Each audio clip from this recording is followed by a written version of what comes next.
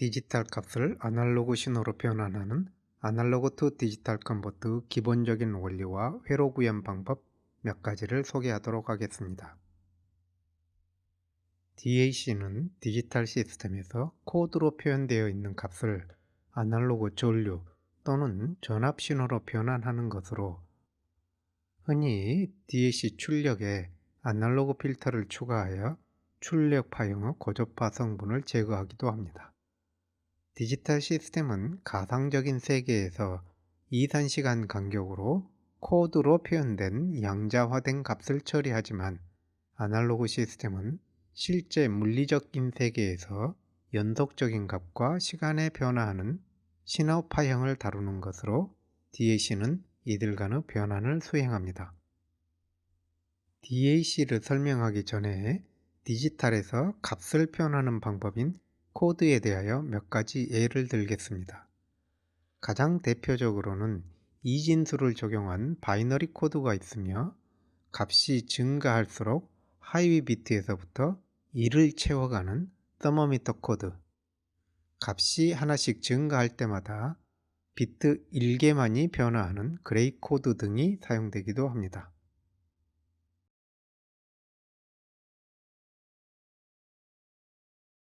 DA 변화는 일종의 매핑으로서 각 디지털 코드에 해당하는 아날로그 값을 다음과 같이 1대1 대응하여 주는 것으로 생각할 수 있습니다. 이때 디지털 값 1 차이에 해당되는 아날로그 값의 차이를 1LSB 기준값이라고 합니다. 매핑이라는 관점에서 볼 때 매핑에 사용될 아날로그 전압값을 다음과 같은 리시스터 스트링을 이용하여 발생시키고, 스위치를 통하여 출력할 전압을 선택하여 매핑할 수 있습니다. 이때 디지털 입력의 코드 값에 따라 하나의 스위치가 켜지도록 제어 신호를 발생하는 디코더가 사용됩니다. 이와 같은 구조의 DAC는 비트 수가 증가할수록 스위치와 스위치로 연결되는 선의 수가 지나치게 많아 구현이 불가능합니다.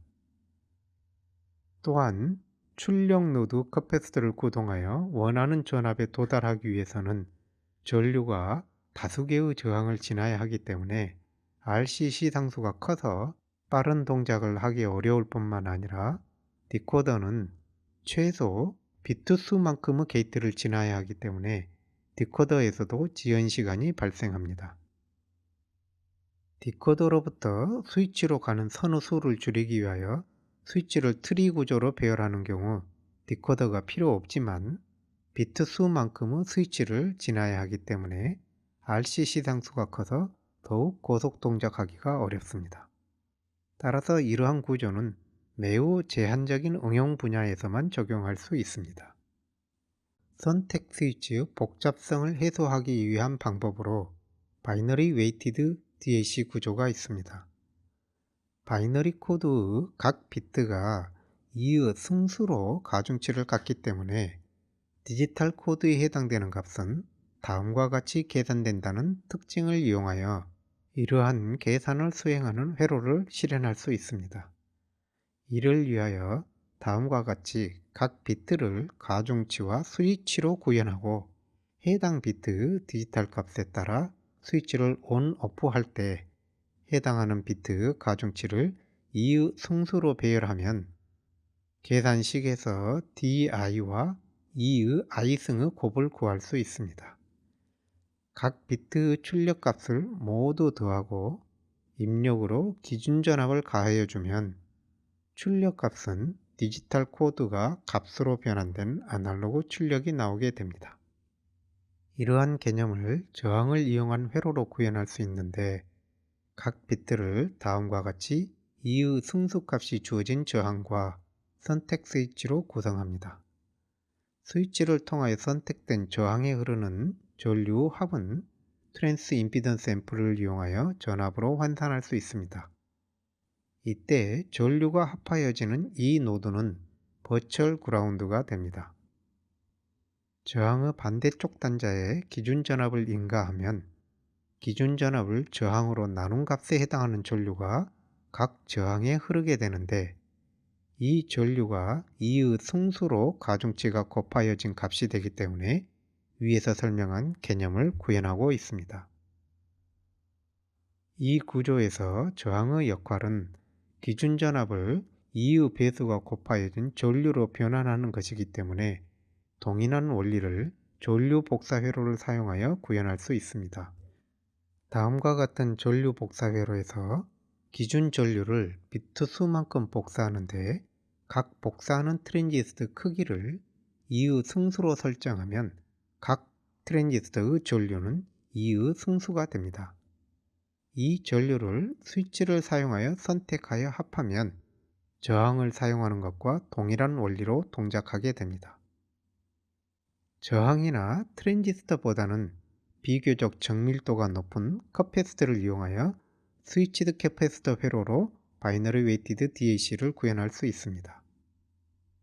다음과 같이 이의 승수로 크기가 설정된 캐패시터를 한쪽은 버추얼 그라운드에 연결하고 반대쪽에서 디지털 코드에 따라 ON, OFF 되는 스위치를 통하여 기준 전압을 샘플링하면 각 캐패시터에는 이의 승수로 가중치가 곱하여진 전하가 담기게 됩니다.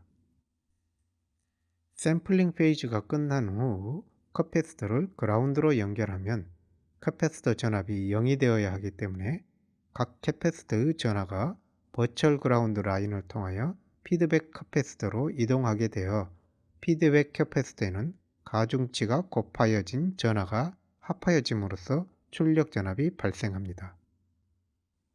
바이너리 웨이티드 DAC는 고해상도를 구현하기에는 한계가 존재하는데 소자의 크기 비율이 클수록 매칭이 어렵다는 점에 기인합니다. 예를 들어 10비트 해상도를 구현하기 위해서는 가장 큰 MSB의 소자는 가장 작은 LSB 소자보다 512배 큰 값을 가져야 되는데 1% 오차만 있어도 가장 작은 LSB 소자보다 5.12배 큰 오차 범위를 가지고 있어 실질적으로 하위 3비트가 의미를 상실하여 7비트 해상도밖에 구현되지 않습니다. 이러한 미스매치 문제는 심각한 비선형성을 야기하는데 예를 들어 다음과 같은 3비트 DAC에서 MSB 소자는 LSB 소자의 4배에 의해야 하지만 38% 오차로 인하여 1.5 LSB 작은 값을 갖는다면 입력 디지털 코드가 011에서 100으로 바뀔 때 출력이 증가하지 못하고 다음과 같이 오히려 0.5 LSB 감소하게 됩니다. 유사하게 두 번째 큰 소자값은 2 LSB여야 하지만 25% 오차로 인하여 0.5 LSB 큰 값을 갖는다면 001에서 010으로 디지털 값이 1 증가할 때 아날로그 값은 1.5 증가하게 됩니다. 이 오차가 계속 유지되다가 011에서 100으로 증가할 때 MSB에 의한 오차와 합하여져서 다음과 같은 입출력 관계가 되는데 101에서 110으로 1 증가할 때도 아날로그 값이 1.5 LSB 증가하는 현상이 다시 나타나게 됩니다. 따라서 최종적인 입출력 관계는 다음과 같이 MSB에 의한 오차가 전체 값 범위의 2분의 1 지점에서 두 번째 비트의 오차의 영향이 4분의 1과 4분의 3 지점에서 나타나는 반복적 특성을 갖게 됩니다. 바이너리 웨이티드 DAC의 약점인 디바이스 매칭 문제를 극복하기 위하여 서머미터 코드를 사용할 수 있습니다.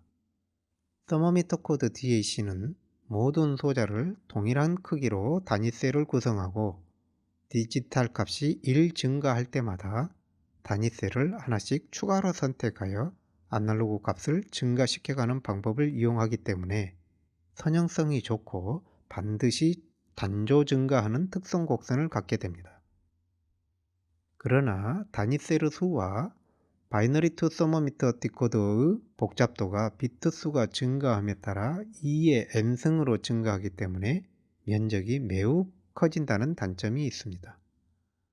소자의 크기 비율을 낮게 유지하면서도 바이너리 웨이티드와 같은 하드웨어 복잡도를 갖는 R2R 레더 구조를 사용할 수 있습니다. R2R 레더는 전류를 반복적으로 2로 나눔으로써 2의 승수로 가중치가 곱하여진 전류를 얻어내는 방법인데, 이와 같이 R과 2R의 직병렬을 반복하여 구성한 회로입니다. 가장 안쪽에서 두 개의 R 저항이 직렬 연결되어 있으므로 이 두 저항을 바라본 등가 저항은 2R이 되며, 바로 전 지점에서 마지막 노드를 바라다보는 등가 저항은 두 개의 2R이 병렬 연결되어 있으므로 R이 됩니다. 이 R은 다시 직전에 있는 직렬 저항 R과 직렬 연결되어 있기 때문에 안쪽을 바라다보는 저항은 2R이 됩니다. 이 저항값이 다시 병렬 저항 2R과 병렬 연결되어 있으므로 직전 지점에서 안쪽을 바라다본 저항은 다시 R이 됩니다. 따라서 안쪽에서부터 바깥쪽으로 나오면서 안쪽을 바라다본 저항이 R, 2R, R, 2R 같이 반복되는 것을 알 수 있습니다. 여기에 다음과 같이 기준 전압을 인가하면 첫 번째 저항에 흐르는 전류를 I라고 할 때 이 전류는 그라운드로 연결된 2R 저항과 안쪽으로 연결되는 2R 저항에 의하여 반반씩 나누어져 2분의 I 전류가 흐르게 되고, 그 다음 노드에 인가되는 2분의 I는 다시 동일하게 2분의 1씩 나누어져 4분의 I씩 흐르게 되는 과정을 반복하게 됩니다. 그러므로 각각의 병렬 저항에 흐르는 전류가 이의 승수 관계를 갖게 되기 때문에 이 전류를 디지털 코드에 따라 선택 스위치를 조합하여 줌으로써 바이너리 웨이티드 DAC와 같은 원리로 DA 변환을 수행하게 됩니다. 선택되지 않은 병렬 저항도 서밍 노드 버추얼 그라운드와 같은 전위를 유지하여야 하기 때문에 선택되지 않은 저항을 그라운드로 연결하여 줌으로써 R2R 레더의 전류 분배를 유지할 수 있습니다. 앞서 설명한 기본적인 원리의 DAC는 각각의 장점과 단점이 있으며 비트 수가 증가할수록 하드웨어 복잡도가 빠르게 증가하기 때문에 비트 수가 높은 DAC를 단일 ADC로 구성하지 않고 분할하여 구현하고 이를 합하는 구조가 흔히 사용됩니다. 예를 들어 N비트를 상위 M비트와 하위 L비트로 분할하고 각각에 대하여 DAC를 구현하는데, 이때 하위 DAC는 다음과 같이 상위 DAC에 비하여 기준값을 2의 M승으로 나누어준 값을 사용합니다. 예를 들어 4비트를 각각 2비트로 분할하는 경우 각각의 DAC 출력은 입력 코드에 따라 다음과 같은 값을 갖게 되는데, 예를 들어 상위 2비트가 10인 경우에는 다음과 같은 출력 전류 IM이 내보내집니다. 하위 DAC의 기준값이 상위 DAC의 1LSB에 해당하므로 하위 DAC는 입력 코드에 따라 출력 전류가 다음과 같은 값을 갖게 되는데, 이는 상위 DAC의 1LSB 구간을 L비트로 분할한 크기의 출력 전류를 발생시키는 것입니다. 예를 들어 하위 비트가 01인 경우에는 이와 같이 출력 전류 IL이 내보내집니다. 최종 출력은 이 두 전류를 합한 것이기 때문에 IL을 IM 높이에 올려 더한 것과 같게 됩니다.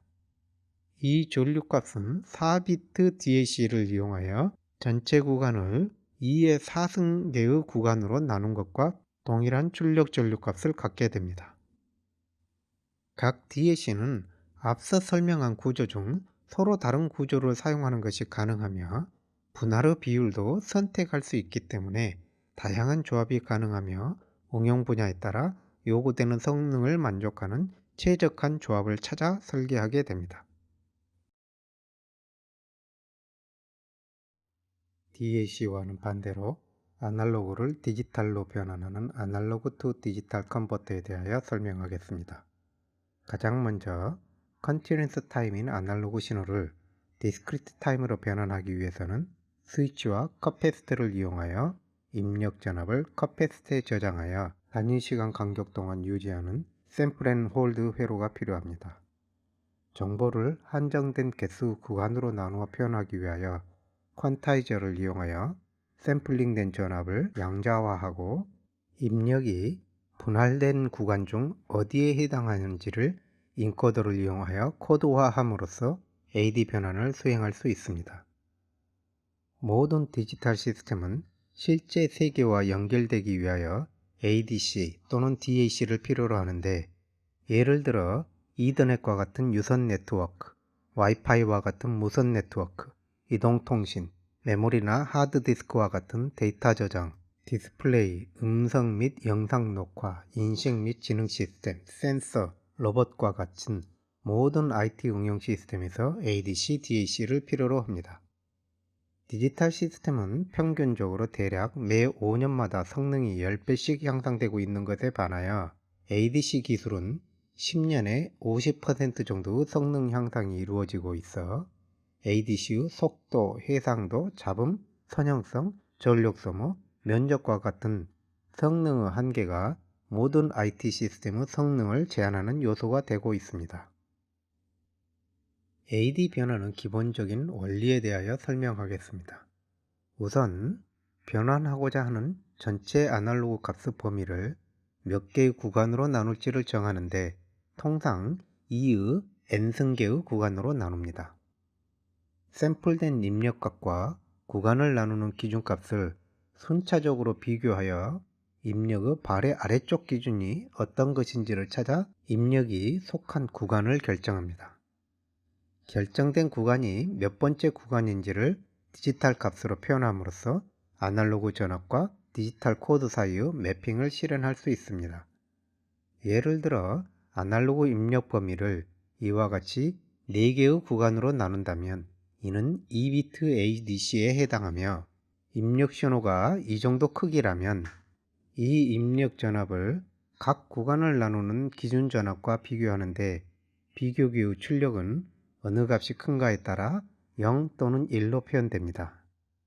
이 기준선 아래의 기준들은 비교기 출력이 1이지만 그 위의 기준선은 비교기 출력이 0이 되기 때문에 그 경계임을 검출하면 이 선이 가장 높은 기준선임을 알 수 있습니다. 00부터 11까지 순번이 붙은 기준선에 대하여 10에 해당하는 기준이 경계이므로 디지털 코드 10을 출력하여 다음과 같은 2비트 AD 변환을 완료할 수 있습니다.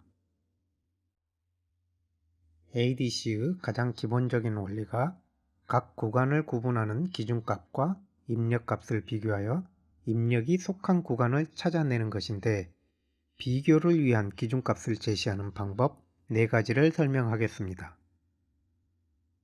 먼저 플래시 ADC는 기준값을 다음과 같은 리시스터 스트링을 이용하여 발생시키고 비교기를 이용하여 각 기준값과 입력값을 비교합니다.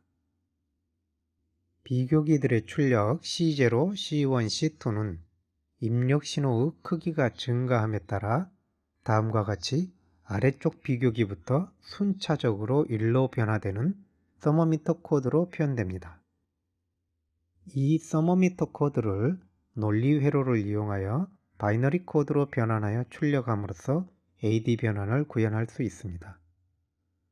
플래시 ADC는 고속 동작한다는 장점이 있지만 2의 n승 마이너스 1개의 비교기가 필요하기 때문에 비트 수가 높아질수록 지나치게 많은 비교기를 필요로 하며 전력 소모와 면적이 커져서 구현이 불가능하다는 단점이 있습니다.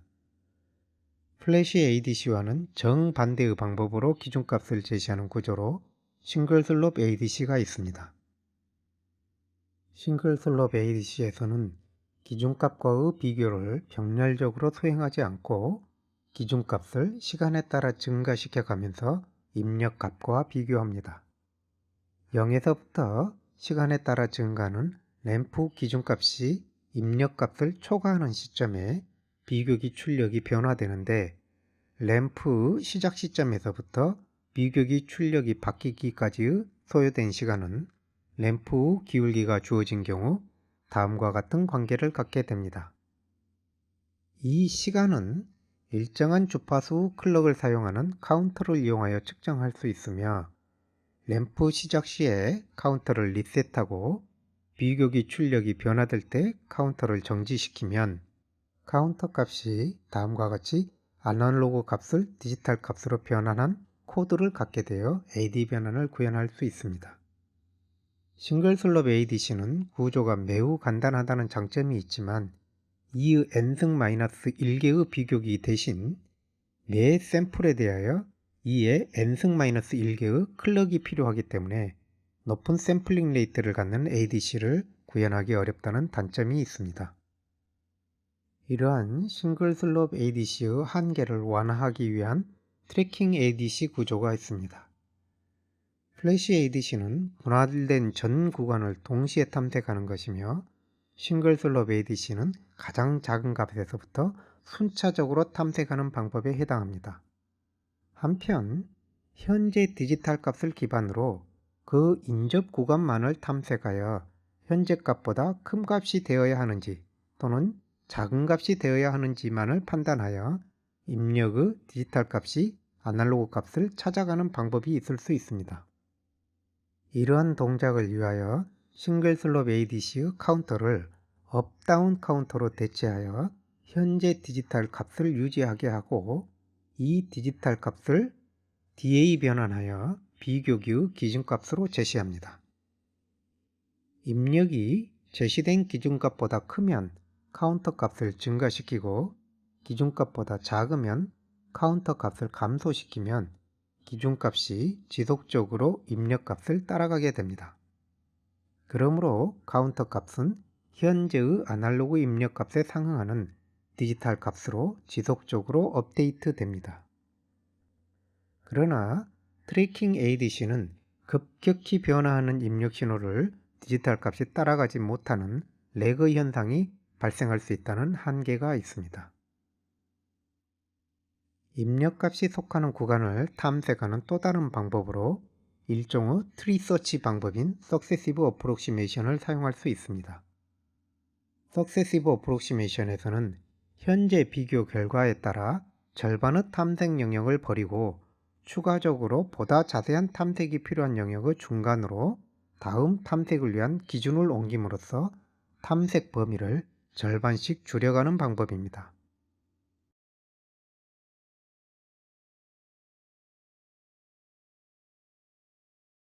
이러한 방법을 구현하기 위하여 트래킹 ADC의 업다운 카운터를 일종의 파이나이트 스테이트 머신인 Successive Approximation Register로 대체합니다.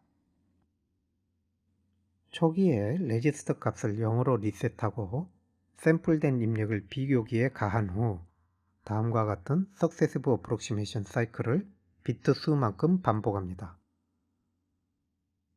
첫 번째 사이클에서는 입력이 전체 구간 중 높은 절반 영역에 있는지 낮은 절반 영역에 있는지를 판단하기 위하여 최상위 비트를 1로 설정하면 DAC 출력이 전체 구간의 중간값이 비교기의 기준값으로 제시됩니다. 비교기의 출력이 하이이면 입력이 높은 절반 영역에 있음을 의미하기 때문에 최상위 비트를 1로 유지하지만 비교기 출력이 로우이면 입력이 낮은 절반 영역에 있음을 의미하기 때문에 최상위 비트를 0으로 바꾸어 최상위 비트를 결정합니다. 두 번째 사이클에서는 첫 번째 비트가 결정되어 있는 상태에서 두 번째 비트를 1로 설정하면 첫 번째 비트가 1이었던 경우에는 기준값이 4분의 3 fs가 되지만 첫 번째 비트가 0이었던 경우에는 4분의 1 fs가 됩니다. 이는 첫 번째 비트가 결정하여 준 다음 탐색 범위의 중간으로 기준값을 바꾸는 것에 해당합니다. 첫 번째 비트가 1이었던 경우 비교기의 출력이 하이이면 입력이 4분의 3보다 높다는 것을 의미하기 때문에 두 번째 비트를 1로 유지하고, 비교기 출력이 로우이면 입력이 4분의 2에서 4분의 3 사이에 있음을 의미하기 때문에 두 번째 비트를 0으로 바꾸어 줍니다. 이와 반대로 첫 번째 비트가 0이었던 경우 비교기의 출력이 하이이면 입력이 4분의 1에서 4분의 2 사이에 있음을 의미하기 때문에 두 번째 비트를 1로 유지하고, 비교기 출력이 로우이면 입력이 4분의 1보다 작음을 의미하기 때문에 두 번째 비트를 0으로 바꾸어 줍니다. 이와 같이 두 번째 비트를 결정한 후 다음 비트를 결정하기 위한 사이클을 비트 수만큼 반복하면 최종적으로 SAR 레지스터의 값이 아날로그 입력 값에 해당하는 디지털 코드 값이 됩니다. Successive Approximation ADC는 한 개의 비교기와 한 개의 레지스터만으로 구현할 수 있기 때문에 회로 구성이 간단하면서도 비트 수만큼의 사이클만으로도 AD 변환을 완료할 수 있어 비교적 빠른 속도로 동작하기 때문에 가장 넓은 응용 범위를 갖는 ADC 구조 중의 하나입니다. 앞서 몇 가지 ADC 구조들을 소개하였지만 고속 고해상도 저전력 ADC를 구현하기에는 각각의 한계를 가지고 있어 이를 극복하는 방법 중 하나가 레지듀라는 개념에 기반한 멀티스테이지 ADC입니다. L비트 ADC는 전체 구간을 2의 L승계의 구간으로 나누는 레퍼런스 전압 중 입력보다 낮은 가장 높은 레퍼런스를 찾아 코드화합니다. 이때 선택된 가장 높은 기준 전압 VH와 아날로그 입력과의 차이를 퀀타이제이션 에러 또는 레지듀라고 합니다. 선택된 가장 높은 기준 전압은 ADC 결과를 L비트 DAC로 다시 아날로그 값으로 변환함으로써 얻을 수도 있습니다. 이 출력과 입력의 차이로 레지듀 전압을 구할 수 있습니다. 멀티스테이지 ADC는 이 레지듀 또한 N비트 AD 변환하여 N 플러스 L비트 AD 변환을 구현하는 것입니다. 이는 풀스케일 범위를 2의 L승계의 구간으로 나눴을 때 한 개의 LSB에 해당되는 범위를 다시 2의 M승계의 구간으로 세분하는 것으로 이러한 정밀도가 가능하지 않거나 효율적이지 않기 때문에 멀티스테이지를 채택하는 것입니다. 따라서 미세 구간으로 분할하는 문제를 보다 손쉽게 해결하기 위하여 레지듀를 2의 L승배로 증폭하여 앞선 ADC의 원 LSB 구간이 풀스케일 범위로 펼쳐지게 하고, 이 풀스케일 구간을 2의 M승계의 구간으로 나누어 두 번째 ADC를 수행하면 전체 구간을 2의 L 플러스 M승계의 구간으로 나누어 AD 변환한 것과 동일한 해상도를 구현할 수 있습니다. 예를 들어 다음과 같은 L비트 ADC를 통하여 입력을 AD 변환하고 그 결과를 다시 L비트 DA 변환하여 입력과 차이를 구하면 레지듀 전압이 됩니다. 이 레지듀 전압을 2의 L승배로 증폭하여 N비트 AD 변환함으로써 상위 비트와 하위 비트를 각각 구할 수 있습니다. 이때 별도의 두 번째 ADC를 구현하지 않고 증폭기의 출력을 다시 입력으로 인가하여 앞서 사용하였던 L비트 ADC를 재사용할 수 있는데, 이러한 기법을 사이클릭 ADC라고 합니다. 또 다른 고속 ADC 구현 기법으로 파이프라인 ADC가 있는데, 이는 위와 같은 구조를 다단으로 반복하여 만들고 두 번째 단이 파인 ADC를 수행하는 동안 첫 번째 단에 새로운 입력을 인가하여 다음 샘플의 코어스 AD 변환을 수행하게 함으로써 파이프라인과 같이 D로 진행하면서 AD 변환이 연속적으로 이루어지기 때문에 고속으로 동작하면서도 높은 해상도를 제공할 수 있어 널리 사용되는 기법입니다. 또 다른 예로 싱글 슬롭 ADC에 이러한 멀티스테이지 개념을 적용하면 가장 높은 기준전압 VH는 비교기 출력이 변화될 때의 램프 전압을 저장함으로써 손쉽게 구할 수 있습니다. 이 전압과 입력 전압의 차이로 레지두를 구하고 여기에 사이클릭이나 파이프라인 기법을 도입할 수 있는데, 이때 E의 L승배 증폭기는 램프 신호의 기울기를 2의 L승분의 1로 낮추는 것과 동일하며, 또는 2의 N승배 빠른 클럭을 사용하는 것도 동일한 효과를 갖습니다. 멀티스텝 싱글 슬롭 ADC는 최소한의 추가되는 회로로 멀티스테이지 개념을 적용할 수 있어 극단적으로 낮은 전력 소모나 작은 면적이 요구되는 응용 분야에서 고속 고해상도 AD 변환을 수행하기 위한 기법으로 사용될 수 있습니다. AD 변환기가 샘플링하고 퀀타이제이션 하는 과정에서 에러의 발생을 피할 수가 없는데, 이들 에러를 해석하는 방법에 대하여 설명하겠습니다. 먼저 퀀타이제이션은 다음과 같이 아날로그 입력을 디지털 코드로 매핑을 하는 과정에서 일정 범위의 아날로그 값을 모두 동일한 디지털 값으로 대응시키기 때문에 다음과 같은 입력과 출력의 관계를 갖습니다. 무한대의 해상도를 가지고 있어 에러가 없는 이상적인 퀀타이저는 다음과 같이 직선으로 나타나야 합니다. 서로 다른 도메인으로 신호를 변환하는 퀀타이저의 에러를 표현하기 위하여 1LSB라는 단위를 사용하는데, 1LSB는 디지털 값 1에 해당하는 아날로그 값의 크기로 정의합니다. 퀀타이제이션 에러는 퀀타이저가 표현하지 못한 아날로그 값을 LSB 단위로 환산하여 표현합니다.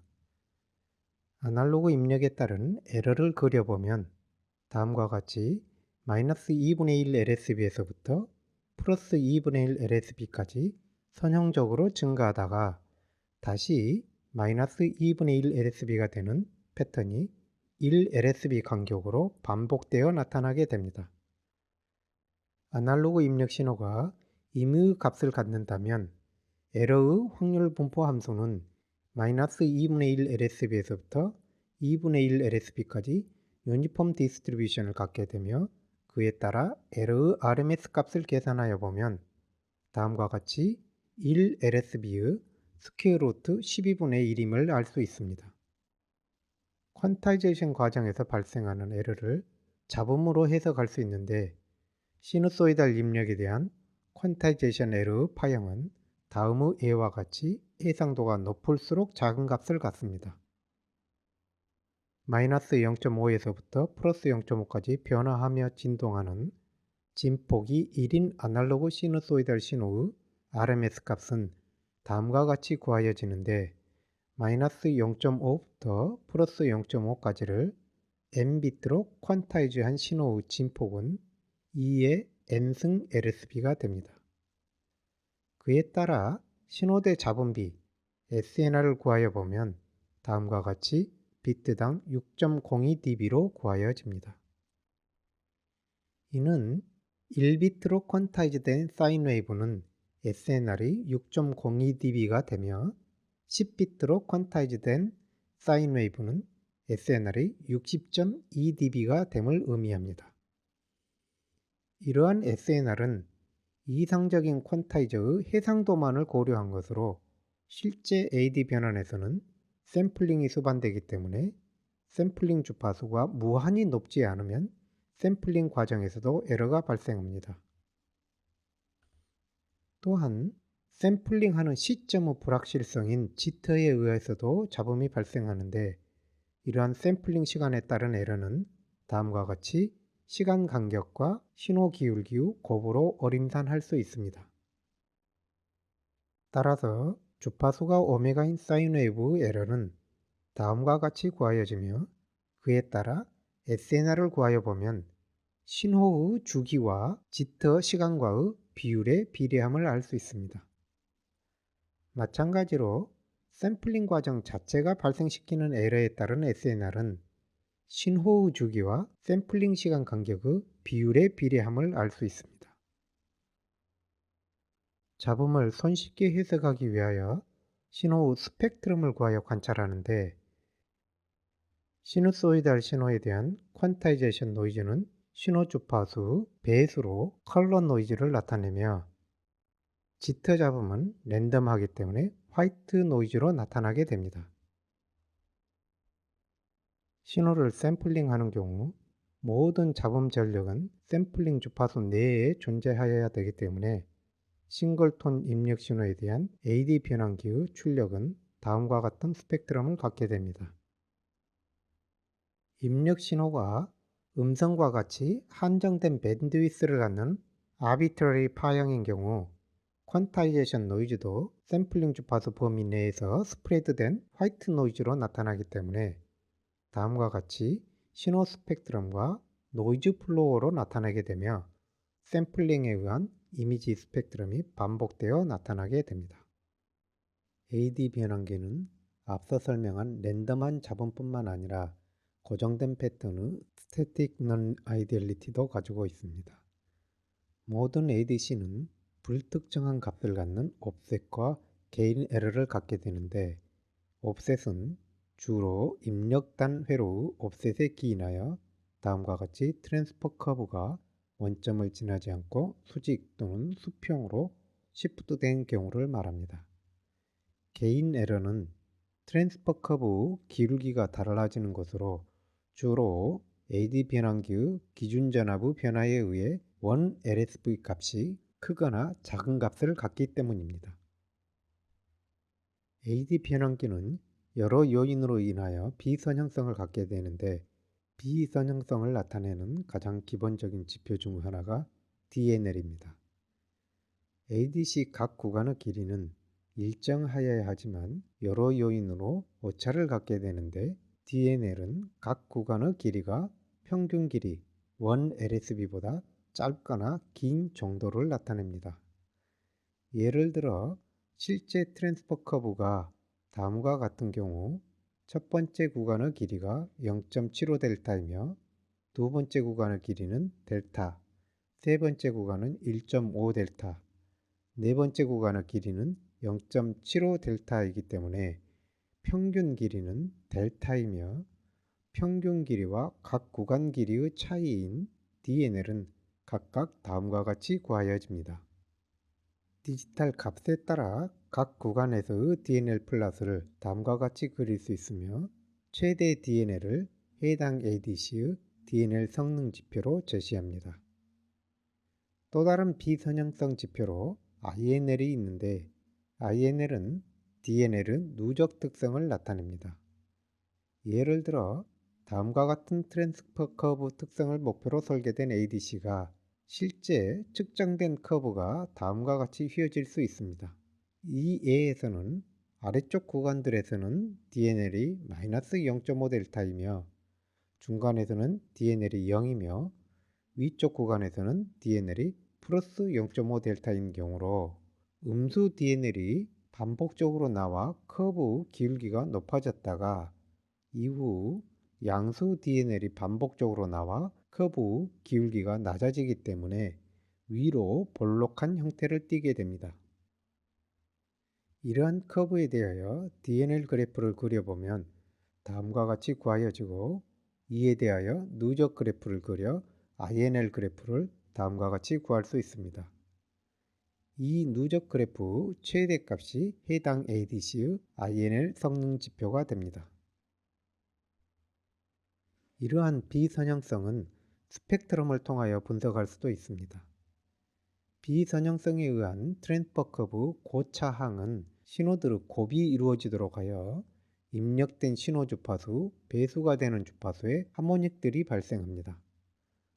통상 ADC는 디퍼런셜 구조를 이용하기 때문에 짝수항들의 영향이 대부분 캔슬되기 때문에 홀수항이 더 크게 되며, 특히 입력 신호의 3배 주파수에서 발생하는 서드 하모닉이 ADC 성능을 제약하는 주요한 요소가 됩니다. 두 개의 서로 다른 주파수 성분이 입력되는 경우 이 두 신호 곱에 의하여 두 신호 주파수 합과 차뿐만 아니라 그 하모닉 주파수들과의 합과 차 등 모든 가능한 주파수 조합에 PLS가 발생합니다. 예를 들어 다음과 같은 입력 신호에 대하여 하모닉들이 발생하고 또 다른 입력 신호에 대하여도 하모닉들이 발생합니다. 또한 두 신호의 차와 합에 해당하는 주파수에도 톤이 발생하며 이들 톤들과 다른 주파수 톤들과의 합과 차에 해당하는 모든 주파수에 다시 톤들이 발생합니다. 이러한 현상을 인터모듈레이션이라고 합니다. ADC의 성능을 나타내는 여러 가지 지표들 중 하나가 SNR 비트라고 불리는 이펙티브 리졸루션입니다. AD 변환 과정에서 발생한 전체 잡음 전력 PN은 샘플링 프리퀀시 전 범위에 분산되어 잡음 전력 밀도가 FS분의 PN이 됩니다. 한편 ADC 출력에 대하여 시그널 밴드위스 범위로 디지털 필터링 하게 되면 인밴드 노이즈만을 고려하여 SNR을 다음과 같이 구할 수 있습니다. 여기에서 시그널 밴드위스와 샘플링 프리퀀시의 비율을 오버샘플링 레시오라고 하는데 OSR이 높을수록 SNR이 개선됩니다. 퀀타이제이션 노이즈만을 고려한 SNR이 6.02dB per 비트인 점을 고려하여 측정된 SNR로부터 몇 비트 퀀타이저에 해당하는 신호의 품질을 가지고 있는지를 나타내는 이펙티브 리졸루션을 다음과 같이 구할 수 있습니다. 스펙트럼을 이용하여 ADC의 성능을 측정하는 또 다른 지표로 SFDR이 있습니다. AD 변환기의 입출력 관계는 다음과 같이 비선형성을 갖게 되는데 최대 출력에 나오는 입력 신호 크기를 폴 스케일이라고 합니다. 폴 스케일 사인파를 입력하면 출력 스펙트럼에서 하모닉들이 관측되고 그중 가장 큰 하모닉과 입력 신호와의 비율을 SFDR이라고 합니다. 화이트 잡음과 하모닉을 함께 고려한 성능 지표로는 SINAD가 있는데 특정 응용 분야에서는 SNR이 SFDR보다 더 중요한 성능 요소일 수 있지만 다른 응용 분야에서는 SNR보다는 SFDR이 시스템의 성능을 제약하는 요소로 작용할 수 있습니다. SNR과 SFDR 중 어느 요소가 시스템에 어떠한 영향을 미치며 그 영향이 얼마나 중요한 것인가는 응용 분야에 따라 다릅니다.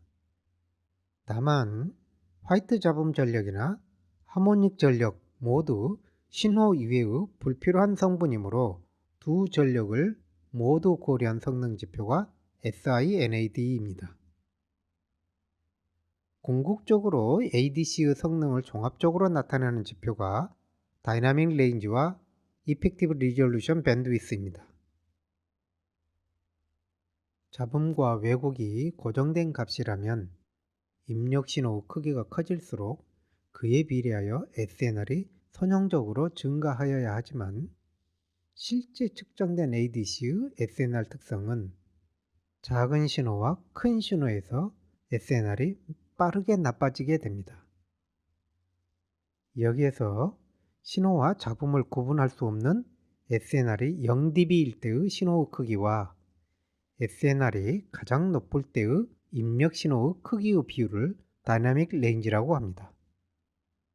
또한 동일한 크기의 사인파 입력 신호에 대해서도 주파수를 증가시키면 회로의 여러 기생성분의 영향으로 인하여 SNR이 나빠지게 됩니다. 낮은 주파수의 SNR에 비하여 3dB 감소하는 입력 신호의 주파수를 ERBW라고 하며 이는 이펙티브 리졸루션이 보장되어 ADC가 처리 가능한 최대 신호 주파수, 즉 ADC의 속도를 의미합니다. 다이나믹 레인지와 ERBW 또는 샘플링 레이트를 기준으로 ADC 기술의 동향을 파악할 수 있습니다. 기존에 개발된 여러 ADC들의 다이나믹 레인지와 ERBW 좌표를 표시하여 분포를 살펴보면 다이나믹 레인지와 ERBW가 직접적인 트레이드오프 관계로 나타나게 됩니다. 예를 들어 ADC의 속도를 2배 빠르게 설계하기 위해서는 해상도를 반으로 줄일 수밖에 없게 된다는 것을 의미합니다. 이러한 관계는 반도체를 구성하는 소자의 공정과 물질이나 ADC 구조에 관계없이 적용되며, 다만 ADC 구조에 따라 ERBW 다이나믹 레인지 좌표축에서 주로 분포하는 영역이 다르게 나타납니다.